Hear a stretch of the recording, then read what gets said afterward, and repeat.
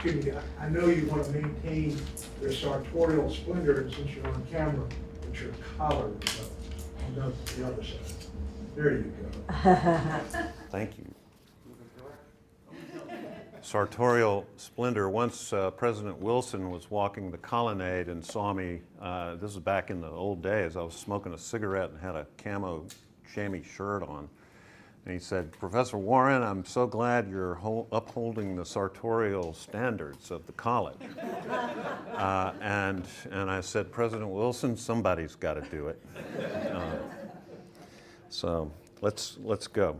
I think one of the interesting things to begin with about these two poets of the neighborhood is, first of all, how very different their careers were. I think Emily Dickinson is probably most famous for not being famous, while Robert Frost is, from my background at least, the most well-known and most celebrated of America's many poets. But despite this huge gap or difference in their careers, I think the two of them are very much alike in being devoted to their local neighborhoods and very much alike in their devotion to their vocation, the calling of being a poet. And then last but not least, they are also very much alike in being subject to legends and myths about who they were as people and who they were as poets. And I've suffered in my education from those myths, being taught them and believing them. So even though Dickinson was never known in her own lifetime as a poet, really, she was completely and utterly dedicated to her poetry and saw herself as a poet. She saw herself as a writer whose business was poetry. That doesn't mean that she sought fame and renown. She was always very wary of publication and publicity.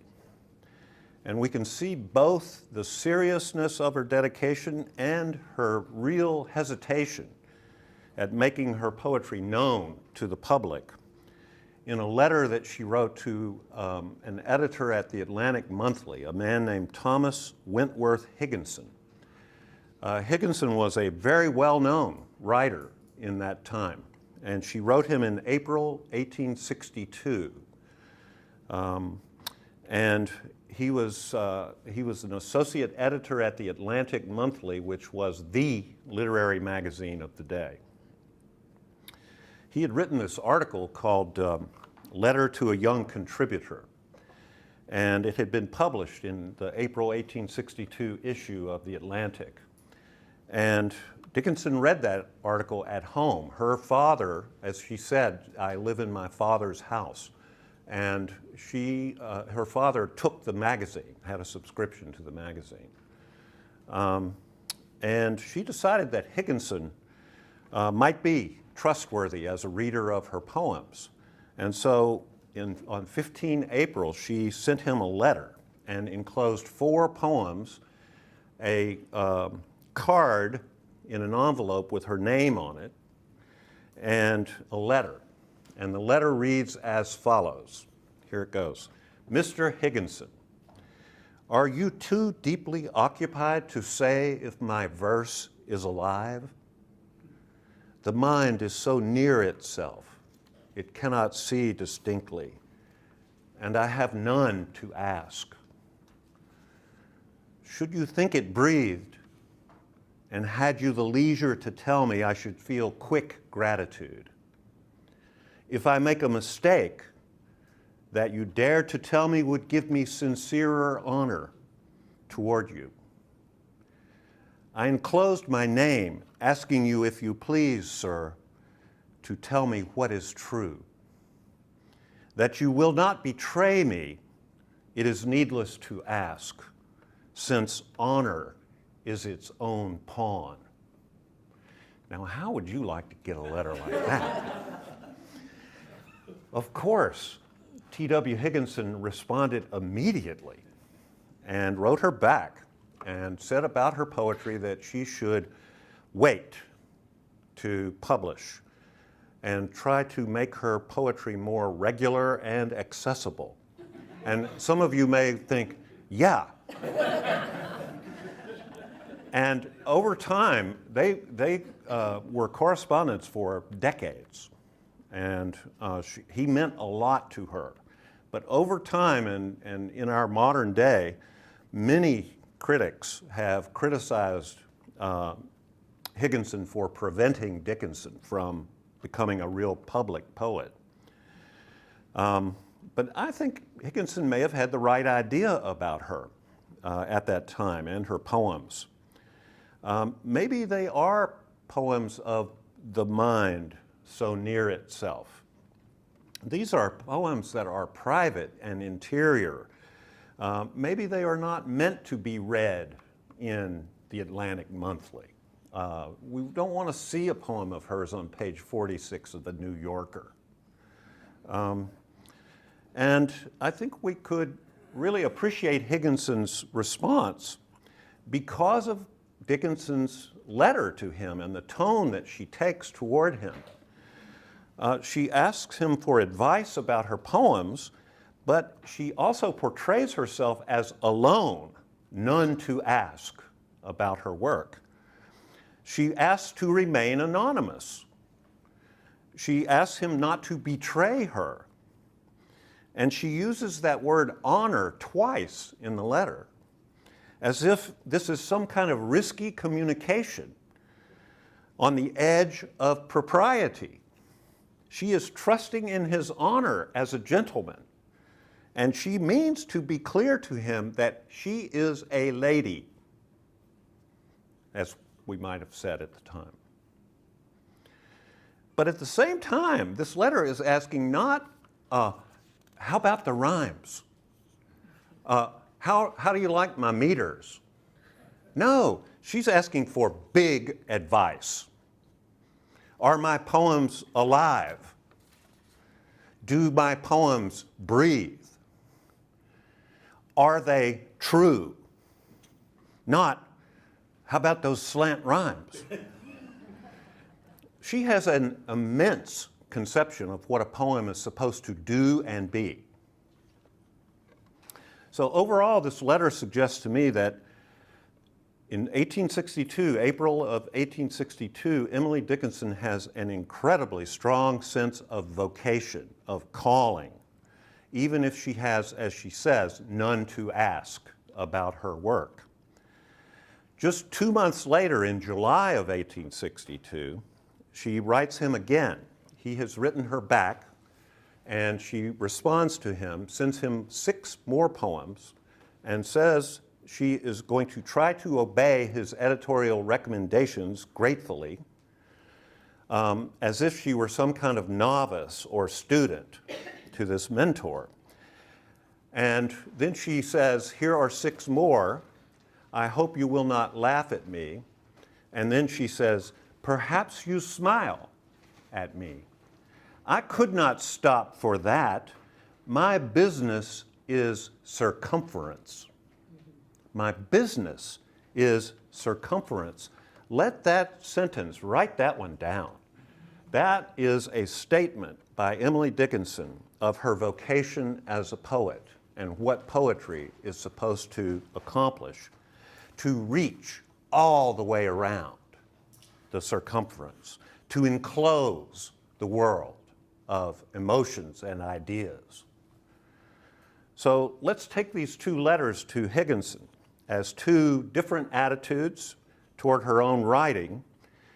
First, acting as a shy young student writer, unsure of herself and her work. But in July, only 2 months later, totally confident, bold in her tone. My business is circumference. What's yours? So, what about this Emily Dickinson and the legend of Emily Dickinson? An unmarried daughter who never left her father's home in Amherst, Massachusetts.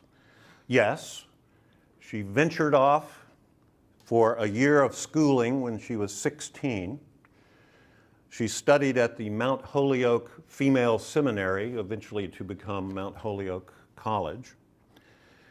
In 1864 and then again in 1865, she had to travel to Boston for extended stays. She had a painful eye condition, which was causing her not to be able to see clearly.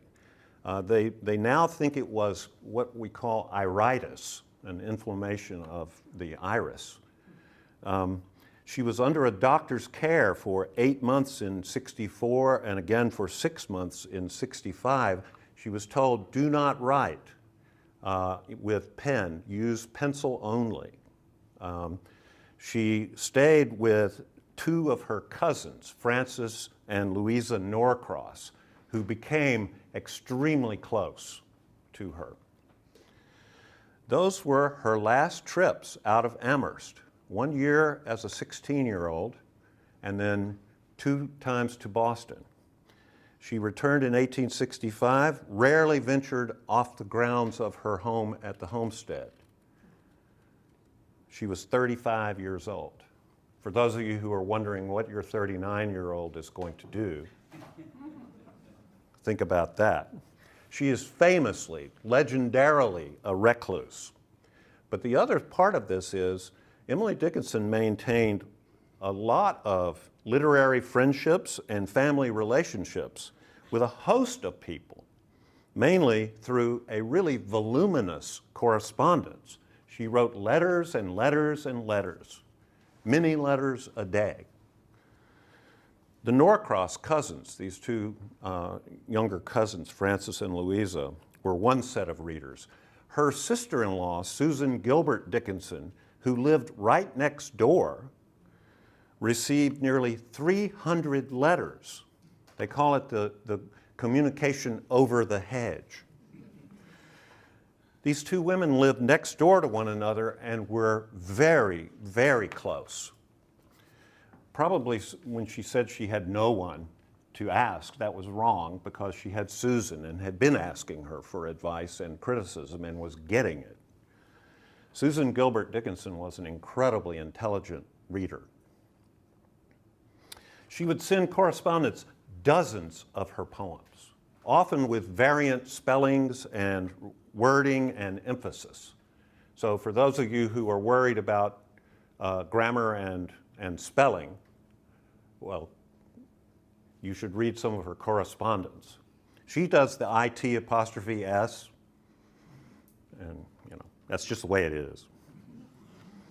So she used these correspondence as a sounding board and a potential audience. She lived from 1830 to 1886. She lived through some of the most turbulent and convulsive years of American history, for sure. And often we may think she's separate from the great events of her lifetime, like the Civil War, for example. But it is no accident that her most prolific years, if you look in the book and see when she's writing all the poems, 1861 to 1865. Higginson certainly helped her with her poetry, but so did these terrible years of the Civil War. Yes, perhaps her poetry is less directly marked by history. You do find her writing about battles and particular battles, for example. Antietam comes up in her writing. But even if it doesn't show direct marking and does not seem to engage these large issues like African American slavery, her poetry does participate in the social world of 19th century America. It does engage a lot of these issues, but as we were saying, tell all the truth but tell it slant. She's always moving at indirection, not direct confrontation. And then perhaps most important about her is her influence on 20th century and 21st century American poets and writers. And this is something that has happened in my lifetime, that people like Adrienne Rich are responsible for this, as we'll see on the last day. So all of this said, I want to emphasize this fact that Dickinson is really a constant surprise. She died on 15 May 1886. Her dearly, dearly loved sister, Lavinia, or Vinnie, went into her bedroom and found a treasure trove of poems.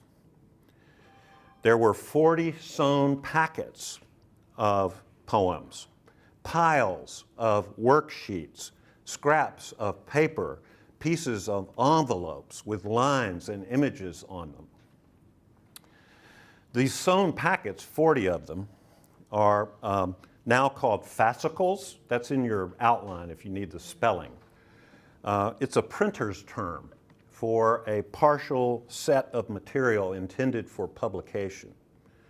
But if those fascicles of hers, 40 of them, were intended for a publication, it's really a form of private publication. Maybe they functioned in a way as a record, a clear and clean set of texts for her to see. And she often made copies from those fascicles and from those clean copies. So, as you know, since I know that you did your homework that I asked you to do and you read R.W. Franklin's intro, he tells us in that intro that in these earliest bundles or fascicles, she's creating clean copies and probably destroying the drafts. And that's sort of what she was doing in the early years. But then around 1861 or so, she started including variants. She would put like a little cross or an X on a word in the poem in the clean copy. And then at the bottom, she would put a variant reading. She would send different versions of one poem to different friends. And Susan Gilbert was one of the ones who would say to her, "Let's rewrite this safe in their alabaster chambers. That last stanza is too sentimental." And she would rewrite it. And then she would send it to Sue and say, "Dear Sue, is this frostier?" So she could whip out a fresh stanza in nothing flat. These 40 fascicles that Vinnie found contain something like 800 poems, so about 20 per fascicle. And Franklin thinks they date from 1860 to 64. This is by handwriting. And then she, just to real quickly do this, she ordered other poems in groupings that Franklin calls sets. They're not bound by string, but they're clean copies. So by 1865, Emily Dickinson had something close to 1,100 poems in hand. After 1865, her production declines, but she continues to write, and if you see her chronology of the years, she has years where she comes back and writes 40, 50 poems in a year. Some of us would be really happy with that, if we could do that. Our edition, which is the cleanest and latest, the reason that we have different numbering is there was an earlier edition that Mark and I grew up with, and the little brown, and this one though is the one for now for us. So, yeah, 1,800 poems roughly. If Charlie Hart has his way, there will be more. But no further comment on Charlie Hart. Magnificent Seven. I can tell you this, that in my teaching at Washington and Lee, I went from teaching sort of thematics and just reading a lot of the poems, trying to get students to read 100 poems for each meeting, that kind of thing, and they hated me. I then turned to trying to teach the fascicles, and that was fascinating as a way of trying to come to some sort of coherent strategy about the reading. And some of those fascicles do seem to have 20 poems that are related to one another one way or another. It's a little difficult to say exactly how, Maybe thematically you might find some things that hold them together. Some readers will find a sense of development in a fascicle, as if there's a quasi-narrative going on, a plot. Others have tried to find some sort of stylistic coherence to the gatherings within a fascicle. And I tend to think of them as collections, little collections or clusters of poems, and they are as surprising and puzzling as every poem she writes. I have yet to come up with a way to really come to a clear understanding of what the 40 fascicles are about. There are other ways to think about her vocation as a poet and how she took the local, the ordinary, and made it extraordinary. And like a lot of writers, she has a handful of themes that she returns to again and again and again. And that is not a limitation, it's a deepening all the time. So, for example, and most particularly for us, there are many, many poems that deal with the natural surroundings of Amherst, to deal with the plants and animals that she encounters on her walks, and the views that she finds in the hills around her, the thoughts that these natural surroundings give her or prompt in her. And we're going to hear from my really wonderful friends much more about some of these things. That is, poems of perception, of exaltation, poems of doubt, deep doubt. She loves the birds. She loves some of them so deeply. That's what I love about her. She loves the flowers and the plants, cultivated and wild. She was one hell of a gardener. So that's one set of themes. Another is religion or spirituality. Gosh, she had a hard time as a religious person. She questions her own beliefs and struggles with them all the time.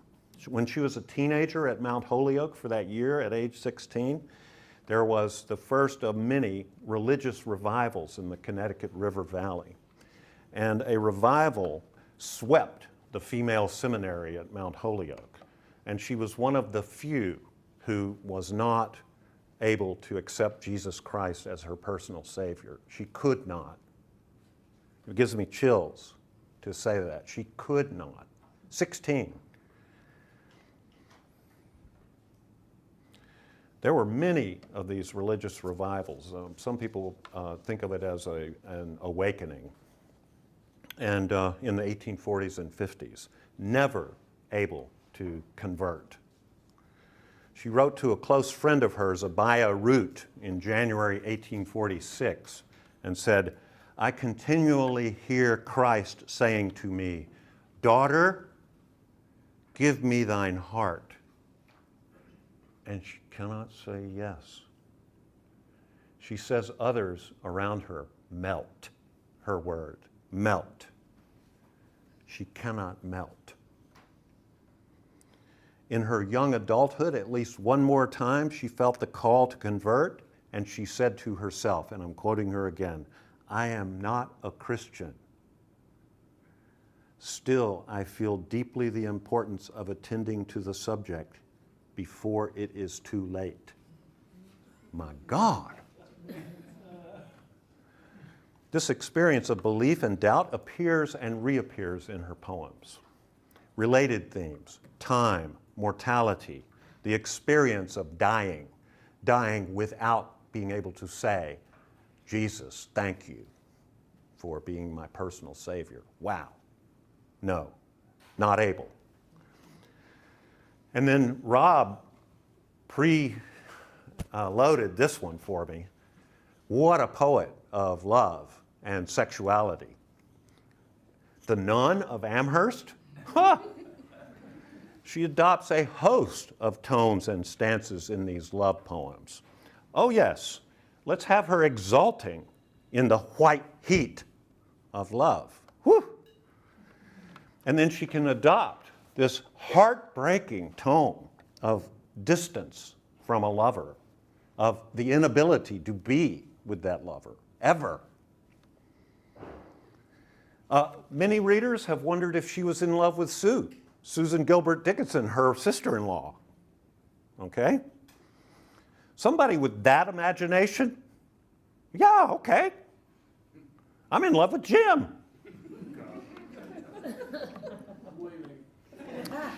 As Rob alluded, many candidates for her beloved appear in these men that were of her acquaintance. And one of them, maybe one, was the so-called master, to whom she wrote 3 and possibly more letters and a lot of poems that address a master. And people claim it might be Charles Wadsworth. People claim this person, that person. We actually do not know. We don't even know if she sent the letters, some fair copy of the letters to whomever it may be. Some people doubt that she was even a physical being, and that a lot of this was in her head, in her imagination. But I do want to say this, and this is total legend and rumor and hearsay. But I was told as a youth that Vinnie came into the parlor one day in the 1870s, and Emily was sitting in Judge Otis Lord's lap.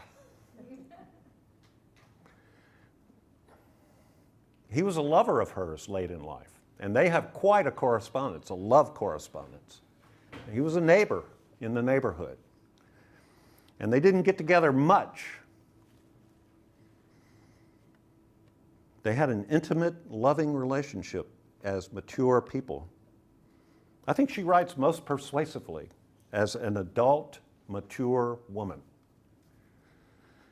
And for me, the most compelling and interesting of her poems combine these themes in surprising ways. For me, a poem is great when I'm reading it and it seems to be about a lover, and then it turns into a poem about God. When sensual love turns into spiritual love, or the reverse.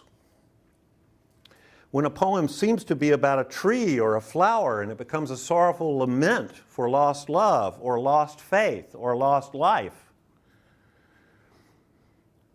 In 466, if you can turn to that, if you got it here, check it out.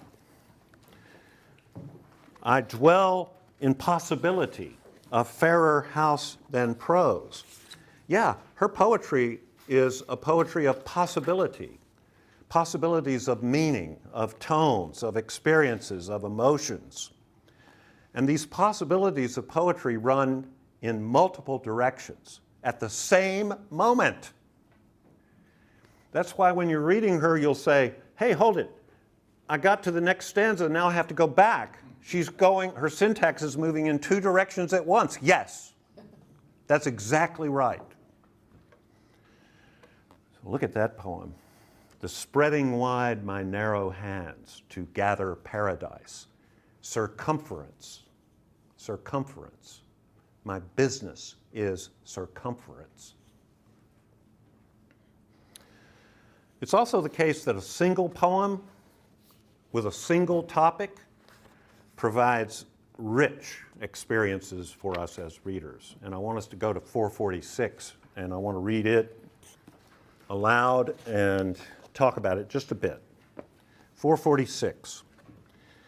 This was a poet. It is that distills amazing sense from ordinary meanings, and attar so immense from the familiar species that perished by the door. We wonder it was not ourselves arrested it before. Of pictures the discloser, the poet, it is he entitles us, by contrast, to ceaseless poverty. Of portion, so unconscious, the robbing could not harm, himself to him a fortune, exterior to time.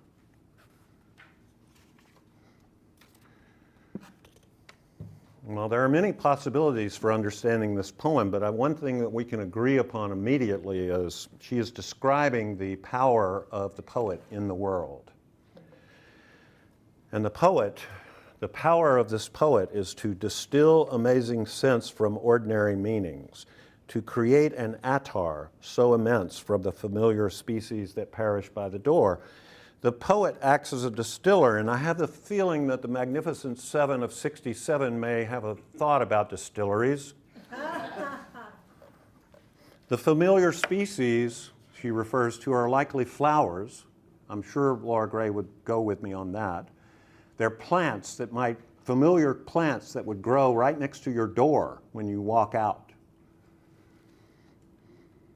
And they live and die there. Ordinary, familiar, common. But the poet distills those flowers into an essence, an essential oil or perfume called an attar. What a great word, an attar. And that attar is much more than ordinary. By distilling the ordinary into this essence, the attar becomes amazing sense, the distillation of ordinary meanings into the extraordinary significance of a poem. This is a magnificent, concise portrait of the poet, of the transformative power of writing about the familiar things in the neighborhood. And it is only the first movement of this poem. This is only the first half. In the second half, Dickinson contrasts the poet with us. We seem to be us ordinary readers. Yeah? The poet makes us wonder, why is it we cannot distill amazing sense ourselves from ordinary meanings? What's wrong? What's up with that, as students of mine used to say? Why is it that we can't somehow arrest the attar, distill the attar into beautiful poetry? Damn it, the poet seems so rich, so regal, so powerful. And by contrast, we ordinary readers, we ordinary mortals, all we get is ceaseless poverty. And the act of reading a poem by someone like this is an act of thievery, of robbery. We rob the wealthy poet of her riches, the attar so immense. But the poet is so unconscious of this wealth. She is so unconscious of her imaginative portion that when we rob her, she doesn't even realize it. It's like my twin brother used to say about my parents. They have so much money they don't know what to do with it. So he used a lot of it.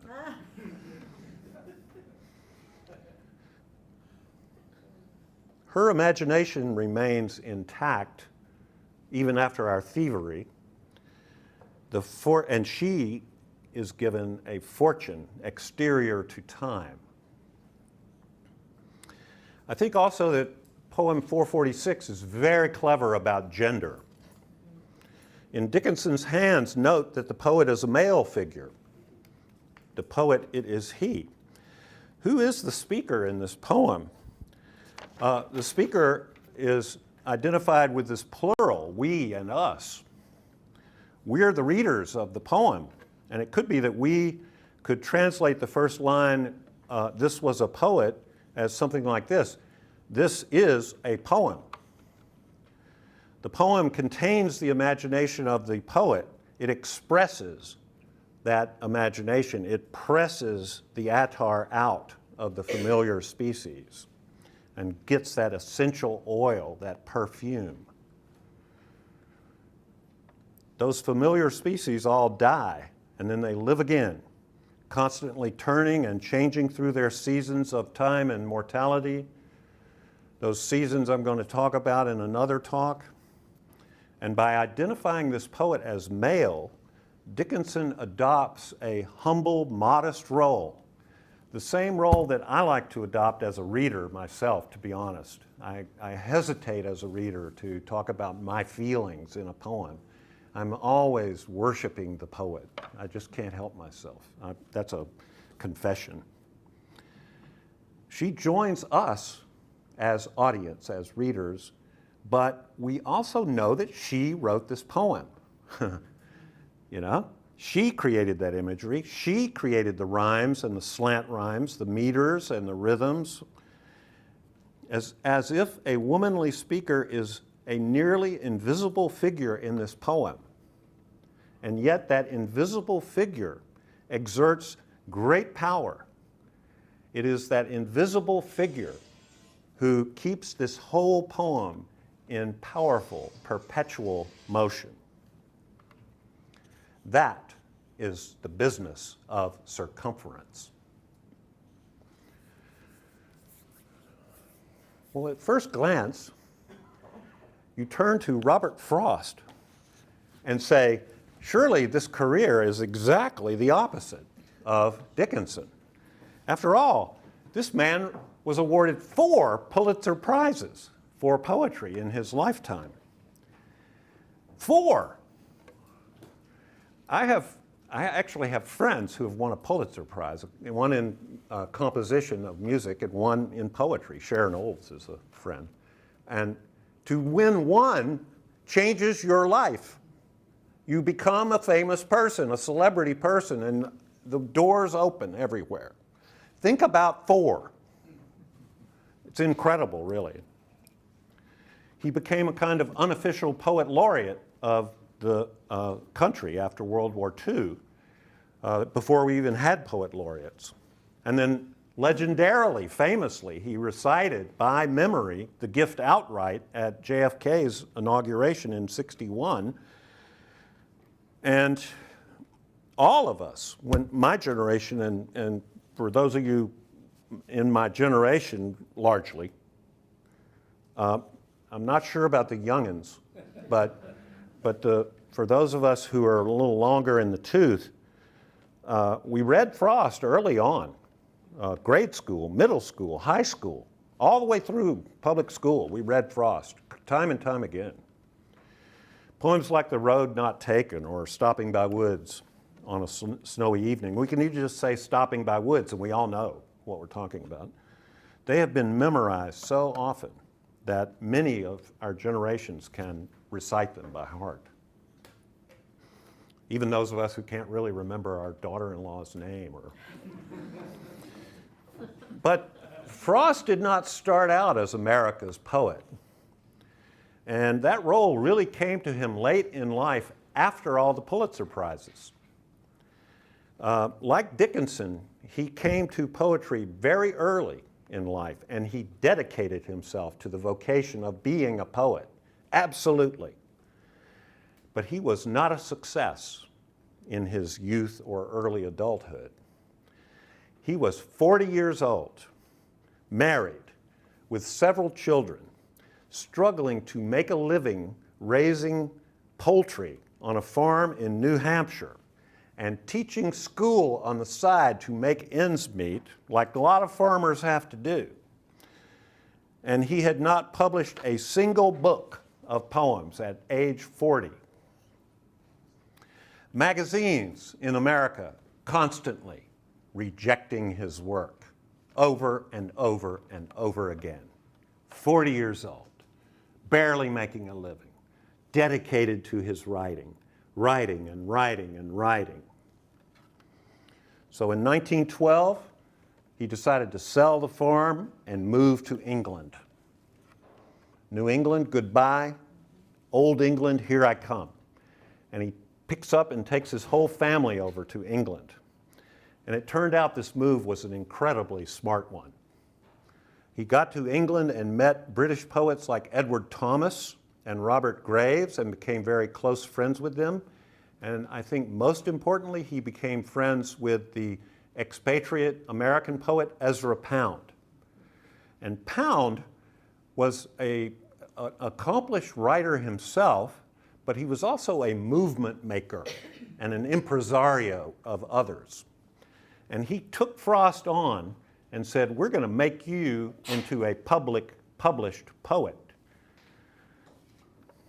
In short order, Pound helped Frost publish 2 books, the first 2 books, A Boy's Will and North of Boston in England. And he got them reviewed in America, and favorably. He made sure they were favorable reviews. He helped him get the American editions of those first two books published in 1914 by Henry Holt Company. And so when World War I broke out in 1914, the Frost family returned to America the following year in 1915. Robert Frost was well known in America. In 1916, he brought out his third book, Mountain Interval, and that solidified his reputation. Now the magazines were taking his work. His fourth book, New Hampshire, 1923, first Pulitzer Prize. And I can tell you, to win that changed his life. After 1923, he wins 3 more Pulitzer Prizes for collected poems in 1930 and the collections of Further Range in 36 and A Witness Tree in 1942. So all of his prize-winning work is up to 1942. So let's say 1914 to 1942 is the real work that he's getting done. And he became this public figure, this public poet. Now, as Mark Long, our farmer, writer, scholar, poet, person here, knows, Frost kept trying to farm. He farmed in Franconia, New Hampshire. He farmed in Ripton, Vermont. But the real truth is, ultimately, he didn't make his living as a Pulitzer Prize-winning poet, and he sure didn't make his living as a chicken farmer. He made his living as a teacher, and he was a great teacher. He taught part-time for several years at Amherst College. He taught at the University of Michigan. He was the poet in residence, honored at Harvard, at Dartmouth, at Amherst. For 42 years, from 1921 to 1962, Robert Frost taught every summer at the Breadloaf School of English for Middlebury College in Ripton. And the college now owns and maintains his farmstead near the Breadloaf campus in Ripton. I visited the one, somebody else was telling me this morning, I think, maybe one of the 67, in Franconia you can also visit his farm. I've done that one, made it to that one. I think Frost is actually more traditional in style than Dickinson, that in a way Emily Dickinson is more modern than Frost. Frost is a master of rhyme and meter, so much so that some of his contemporaries thought he was not modern enough. And yet he, as Seamus Heaney was saying yesterday when I mentioned this sentence by Heaney, that he realizes now that Frost is a literary poet, but he gives the world as it is its say. Well, he marries his traditional mastery with a wonderful ear for colloquial speech. And many of these New England poems feature rural characters, the labor of farm and field and woods, hard lives led in lonesome places. Often the speaker comes across as a wise, somewhat skeptical observer, nobody's fool.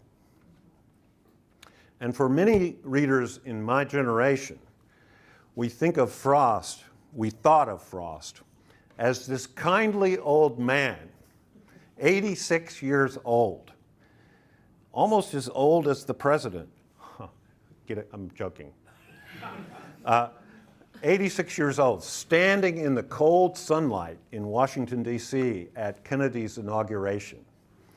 And because the glare of that winter sun probably oppressing him like cathedral tunes, he could not see the text of the poem he had written, and so he recited a gift outright.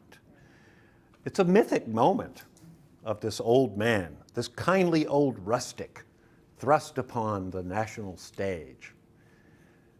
Yeah, I was 7, not quite 7. These are benign views, and the idea that he was some kind of nostalgic traditionalist, some rural farmer writing these poems. These views have changed a lot during my life as a teacher of Frost's work. The biography of the poet, and most lately his letters, they reveal a life of depression, loss, grief, terrible losses. Both of his parents died early. His father died when Frost was 11. His father left the family $8. Lately, I've been wondering if I'll leave my wife that much. Frost and his wife Eleanor were high school sweethearts. They had 6 children. Only 2 of them outlived their father. 2 died in infancy. His only son committed suicide. Another daughter died when she was 30 years old, giving birth.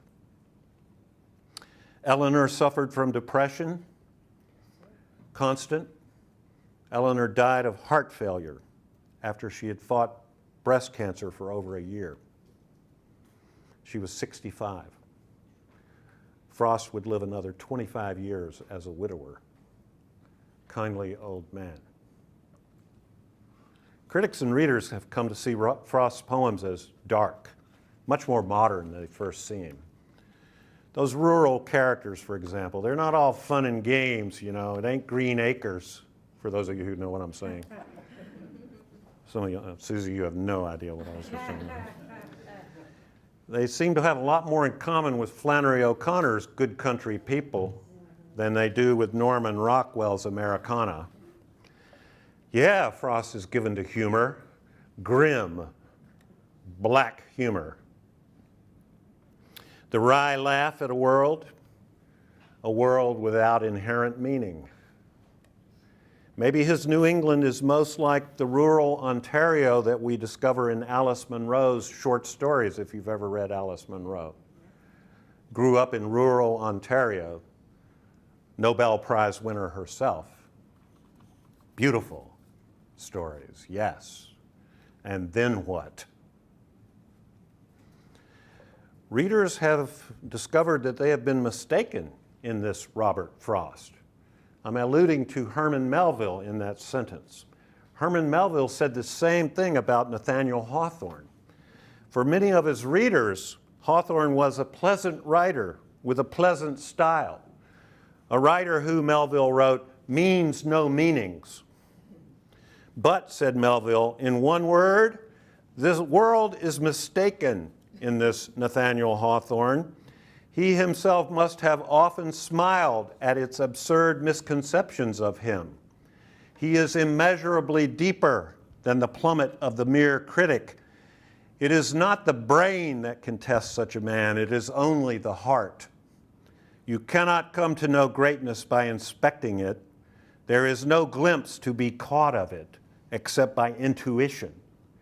You need not ring it, you but touch it, and you find it is gold. So too, Robert Frost. If you are reading him and you say to yourself, I get it, but I don't really know how to say what this poem means, that's right. That's right. You but touch it, and it is gold. The grim and dark side comes through clearly in these longer poems of North of Boston. I love a lot of these poems. These poems are written in unrhymed iambic pentameter, that is blank verse. We call it blank verse, unrhymed iambic pentameter. And this is the form used by Milton in Paradise Lost. It's the form used by Shakespeare in his great tragedies and histories. It is the form used by Wordsworth in The Prelude. It is a form of great dignity, a form that can give us narrative as well as meditation.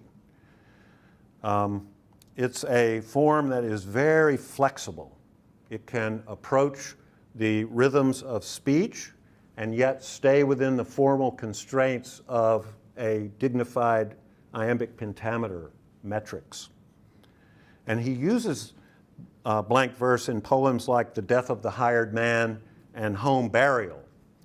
And these poems extend beyond 100 lines, so I'm not even going to try to read any of this right now. They employ a rural setting in New England. They focus on country characters who lead a hardscrabble life without much income. Their lives reach beyond their circumstances in the ways that Frost treats them. Look at, for example, the death of the hired man. I'm looking around page 38 now. In this poem, the couple Mary and Warren are talking about their hired man Silas, who has returned from some long travels. Perhaps he has returned to help Warren ditch the meadow. That's their idea. Or has Silas returned simply to die, because this farm is all he knows as home? Mary thinks Silas has, and here she's speaking, that Silas has come home to die.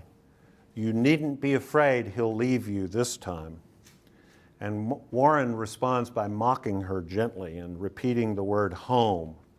And then this, yes, what else but home? It all depends on what you mean by home. Of course he's nothing to us any more than was the hound that came a stranger to us out of the woods, worn out upon the trail. This is probably Warren speaking. Home is the place where when you have to go there, they have to take you in. And then Mary's response, I should have called it something you somehow haven't to deserve. The meaning of the hired man's life and his return to this farm lies in that conversation, the meaning of home. And that meaning lies not in any one definition, but in the way that Warren and Mary talk to one another. Silas never appears in this poem, but in the dialogue of the husband and wife, in that conversation that creates him and brings him home into this many-sided definition of home, we know that they are his home. They have to take him in. He doesn't have to deserve to be taken in. That is how we know that Silas is home. I get chills saying all that. No home is perfect. Silas dies lying behind the wood stove, alone, while his employers are wondering, what has brought him back here? What has brought him home? And then look at page 51 at home burial. Another dialogue poem in blank verse with a dramatic, violent, potentially violent scene. And in that poem, the couple are trying to negotiate their way. There are different ways of grieving for their lost child. And when we read this poem, we may find ourselves choosing a side in the fight. I always have found myself, unfortunately, choosing a side. Do we choose according to our gender? That's usually the way. Is that why what is finally buried here? The possibility of men and women speaking some common language and understanding one another? Is that what we lose here?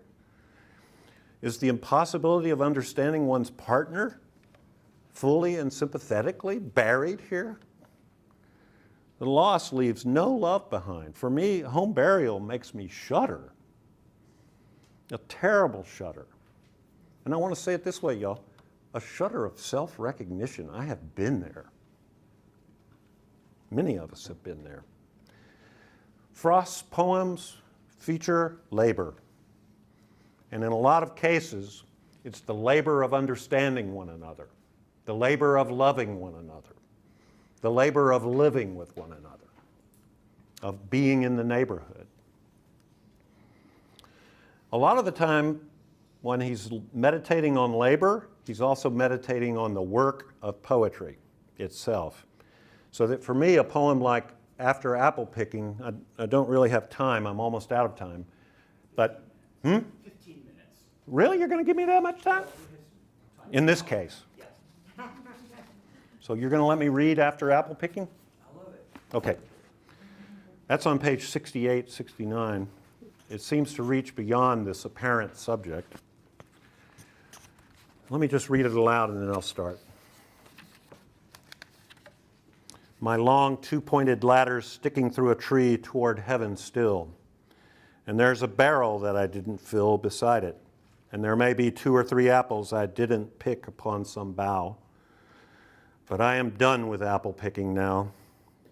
Essence of winter sleep is on the night, the scent of apples.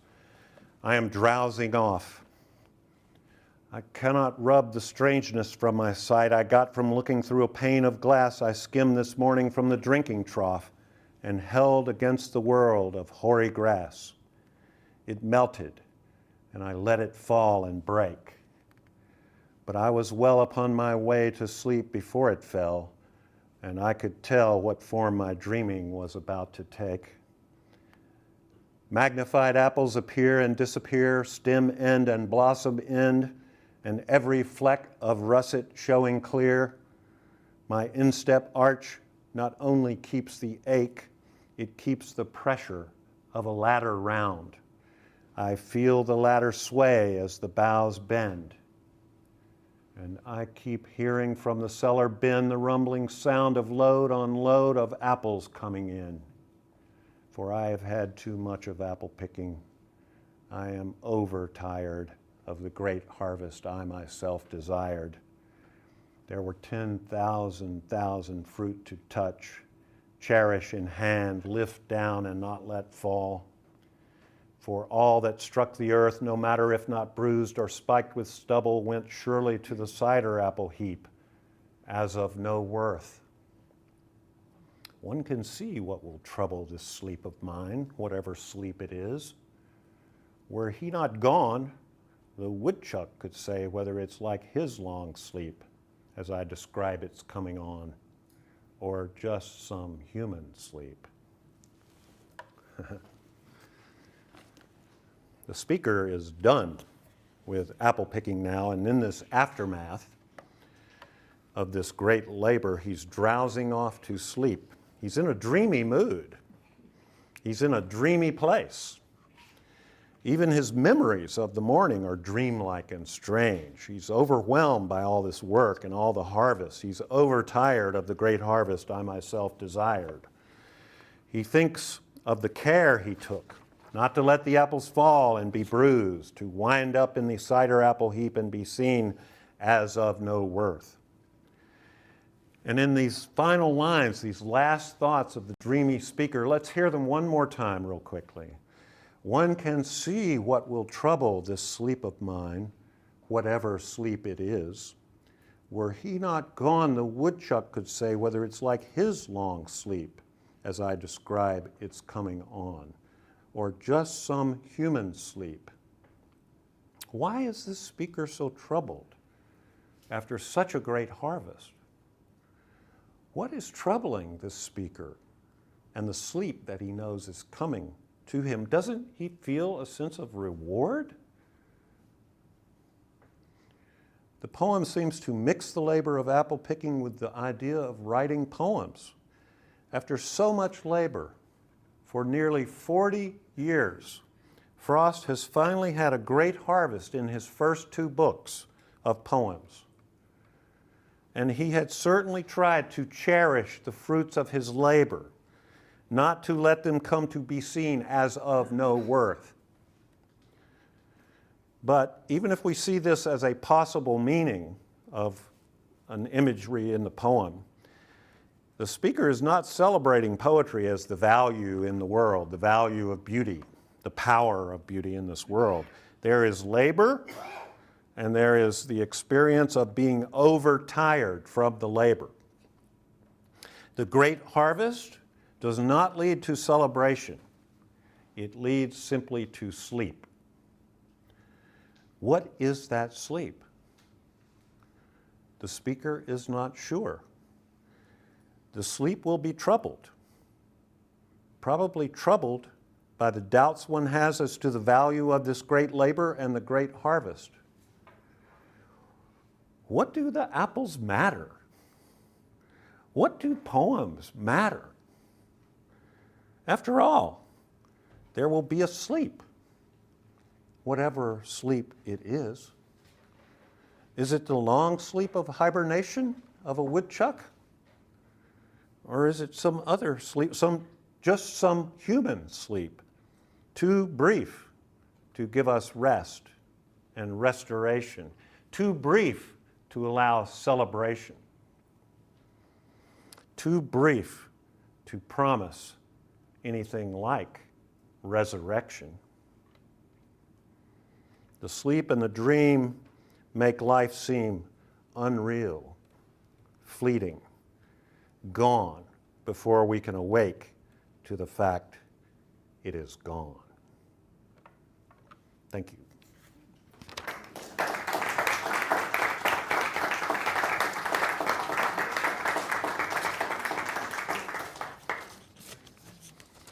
What else? You want to talk?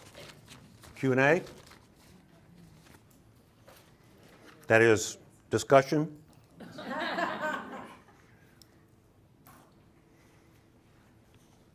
Laura. Yes. What did Emily Dickinson read other poets of the time and prose? Elizabeth Barrett Browning was one of her favorites. She also loved Robert Browning. As we were pointing out last night, she knew Shakespeare backwards and forwards deep. Higginson wrote her early on and said, "Have you read Walt Whitman?" And she said, "I have not read Mr. Whitman. I have heard he is," what was the word she used? Scandalous? Yeah. I have heard he is scandalous. What about, was Louisa May Alcott a She would have been later. Her, or a little later? A little later, but a neighbor, Okay. in Concord. Okay. Louisa May Alcott, daughter of Bronson Alcott, a Concord Mass, also buried there. Yeah. She loved the Brontes. She loved the Brontes. Oh, that's a good point. Thank you, Laura Gray. Wow. Yeah, she loved them. Prose and poetry, yes. You get hints of that. Sorry? You get hints of like that mysticism, the romanticism Yeah. from the Brontes. I think she also, if I remember correctly, she was a reader of Keats. That was one of my first loves in poetry. Why do you think she's been named any of her poems? Yeah, and it's interesting because when they, after her death, they came out with some Bowdlerized editions of her poems, and they regularized the punctuation and spelling, and they gave titles. And I mean, the titles are, excuse the term, banal, and they're like, Snow, The Hummingbird, and I mean, what the hell? It's not a hummingbird, it's a root of evanescence, So there's a kind of, you know how it is, Bob, when you go into an abstract expressionist exhibition and you say, wow, that's a couple making love, and probably the artist would say, way to go, good. But it's a literalism. And a lot of the titles that they gave were just sort of literal titles. It was necessary for publication. Yeah, and they were making it obey the standards of the late 19th century, the 1890s. It's made more regular and accessible. More regular and accessible, exactly. I'd like to go back to the influence of Ezra Pound. Okay. Was James Joyce part of that circle too, and that, Pound, and yes. Now here's the thing about Joyce, and the person we need here right now, and I'm sure some of you are thinking that as well, is Suzanne Keene. But Suzanne, longtime colleague and friend of mine, and still is a friend of mine. She's now president of Scripps, by the way, out in California. Couldn't hire her here. But Suzanne, expert on Joyce and on Ulysses. So during the same time, Pound is also helping Joyce get up with Shakespeare and Company and get parts of the Ulysses published. And I mean, Pound, you're absolutely right now. He is vital in this period in the 1920s, 19 teens and 20s, in getting this new literature out. and against great resistance, because the same kind of impulse of regularizing and accessibilizing and Baudelarizing strange writing that made Emily Dickinson's first publications in book form, these, anodyne texts, was also at work in saying, who is this Joy? What's the story? What's going on here? Faulkner, same thing. What? This Mississippian doesn't know how to write a straight story, So, yeah, Pound, absolutely vital. Yeah, Mark. No, it's a great question. The critic Hugh Kenner Yeah. wrote a book called The Pound Era. So he really was at the center of the literary movements. Frost was a part of it. Yeah. Literary modernism in the 20s and 30s. Yeah. The interesting thing, too, is to think of Frost as, our myth of him as old country boy. Of course, that's a nice myth. But a lot of readers now recognize that he's an intense modern writer. In a poem like After Apple Picking, there's this loose rhyming that he's using there and varying the line length. And I mean, that's free verse in a lot of ways that he's working with there. So it's really a modern poem, I think. The only thing, I know you're familiar with this book. No, you don't. I don't know anything. Well, it was given, Yeah. but what I thought, he was asked by the Chicago Tribune in 1958 what books had meant the most to him. Have you read? No, tell me. And his answer is number 1, the Old Testament.